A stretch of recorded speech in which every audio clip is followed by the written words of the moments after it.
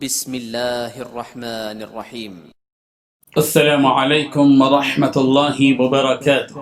الحمد لله وكفى وسلام على عباده الذين اصطفى. أما بعد فقال الله تبارك وتعالى في القرآن المجيد: أعوذ بالله من الشيطان الرجيم، بسم الله الرحمن الرحيم. ولا تصل على أحد منهم مات أبدا ولا تقم على قبره إنهم كفروا بالله ورسوله وماتوا وهم فاسقون ولا تعجبك أموالهم وأولادهم إنما يريد الله أن يعذبهم بها في الدنيا وتزهق أنفسهم وهم كافرون. صدق اللہ العظیم. حاضرین و ناظرین، یہ درس نمبر 807 ہے، اور جن دو آیتوں کی تلاوت کی گئی وہ سورہ توبہ کی دو آیتیں ہیں، آیت نمبر 84 اور 85، 84 and 85۔ چلیے سب سے پہلے اس کا لفظی ترجمہ کرتے ہیں، ترجمے کے بعد تشریح کرتے ہیں۔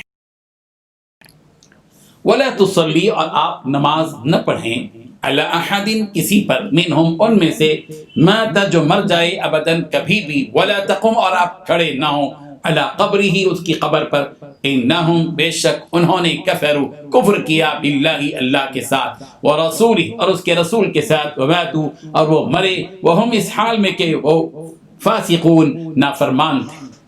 وَلَا تُعْجِبْكَ اور نہ آپ کو حیرت میں ڈالیں، أَمْوَالُهُمْ ان کے مال، وَأَوْلَادُهُمْ اور ان کی اولاد، إِنَّمَا محض يُرِيدُ چاہتا ہے اللہ ان يعذبهم کہ ان کو عذاب دے بہا ان کی وجہ سے، فی الدنیا دنیا میں، وتزهق اور نکلے انفسهم ان کی جانیں، اس حال میں کہ ہم وہ کافرون کافر ہی ہوں۔ ترجمہ یوں ہے، اور اے پیغمبر، ان میں سے کوئی مر جائے تو کبھی اس کے جنازے پر نماز نہ پڑھنا، اور نہ اس کی قبر پر جا کر کھڑے ہونا۔ یہ اللہ اور اس کے رسول کے ساتھ کفر کرتے رہے اور مرے بھی تو نافرمان ہی مرے، اور ان کے مال اور اولاد سے تعجب نہ کرنا، ان چیزوں سے اللہ یہ چاہتا ہے کہ ان کو دنیا میں عذاب کرے، اور جب ان کی جان نکلے تو اس وقت بھی کافر ہی ہوں۔ ان دو آیتوں میں 7 باتیں بتلائی گئی ہیں۔ پہلی بات، اور ان منافقین میں سے کوئی شخص مر جائے، پیغمبر آپ ان پر کبھی نماز نہ پڑھیں۔ دوسری بات، اور اس کی قبر پر کھڑے نہ ہوں۔ تیسری بات، بے شک ان لوگوں نے اللہ اور اس کے رسول کے ساتھ کفر کیا۔ چوتھی بات، اور وہ اس حال میں مر گئے کہ نافرمان تھے۔ پانچویں بات، اور آپ کو ان کے اموال اور اولاد تعجب میں نہ ڈالیں۔ چھٹویں بات، اللہ یہی چاہتا ہے کہ ان کو ان چیزوں کے ذریعے دنیا میں عذاب دے۔ ساتویں بات، اور ان کی جانیں اس حالت میں نکل جائیں کہ وہ کافر ہوں۔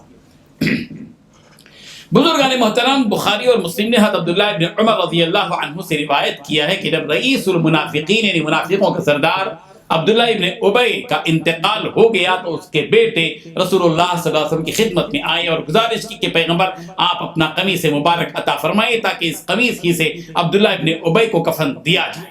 رسول رحمت صلی اللہ علیہ وسلم نے اپنا قمیص مبارک عنایت فرما دیا۔ پھر انہوں نے رسول رحمت صلی اللہ علیہ وسلم سے درخواست کی کہ وہ عبداللہ ابن ابی کی نماز جنازہ بھی ادا فرما دیں۔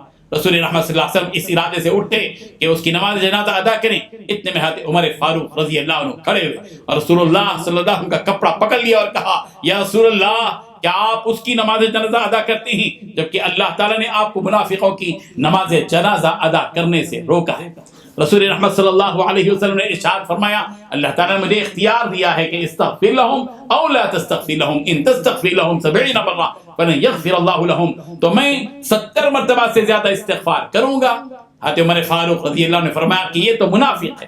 رسول اللہ صلی اللہ علیہ وسلم نے اس کی نماز جنازہ پڑھی اور قرآن مجید کی یہ آیت نازل ہوئی: وَلَا تُصَلِّ عَلَىٰ أَحَدٍ مِّنْهُمْ مَاتَ أَبَدًا وَلَا تَقُمْ عَلَىٰ قَبْرِهِ، کہ پیغمبر ان میں سے کوئی مر جائے تو کبھی اس کے جنازے پر نماز نہ پڑھنا اور نہ اس کی قبر پر جا کر کھڑے ہونا۔ حضرت ابن عباس رضی اللہ عنہ سے ایک روایت یہ بھی ہے کہ حضرت عمر فاروق رضی اللہ عنہ نے رسول رحمت صلی اللہ علیہ وسلم سے کہا کہ آپ اپنا قمیص مبارک اس کو یعنی عبداللہ ابن ابی کو کیوں دیتے ہیں जबकि वह नापाक और नजिस है।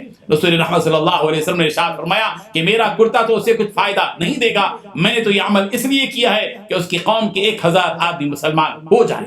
रूहुल मानी में है कि रसूलुल्लाह सल्लल्लाहु अलैहि वसल्लम ने इरशाद फरमाया कि मैं उम्मीद करता हूं कि मेरे इस अमल से कबीला बनी खजरज के 1000 से ज्यादा अफराद मुसलमान हो जाएं।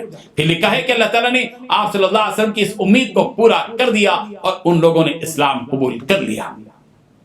रसूल रहमत सल्लल्लाहु अलैहि वसल्लम ने अब्दुल्लाह इब्न उबय को बावजूद मुनाफिक होने के अपना कुर्ता जो दिया था उसकी वजह ये भी बयान की गई है कि रसूल रहमत सल्लल्लाहु अलैहि वसल्लम के चचा हज़रत अब्बास रज़ियल्लाहु अन्हु को जब बदर के कैदियों में लाया गया था तो उस वक्त उनके बदन पर कपड़ा न था। अदावर और भारी भरकम होने की वजह से किसी का कपड़ा उनके जिस्म पर नहीं आ रहा था। उस वक्त अब्दुल्लाह इब्न उबय ने अपना कुर्ता हज़रत अब्बास रज़ियल्लाहु अन्हु को पहना दिया था। रसूल रहमत सल्लल्लाहु अलैहि वसल्लम ने इस एहसान के बदले में अब्दुल्लाह इब्न उबय के इंतकाल के बाद अपना कुर्ता उसके कफन में शामिल करने के लिए इनायत फरमा दिया था। अल्लाहुम्मा सल्लि अला मुहम्मद व अला आलि मुहम्मद कमा सल्लैता अला इब्राहीम व अला आलि इब्राहीम इन्नका हमीदुम मजीद।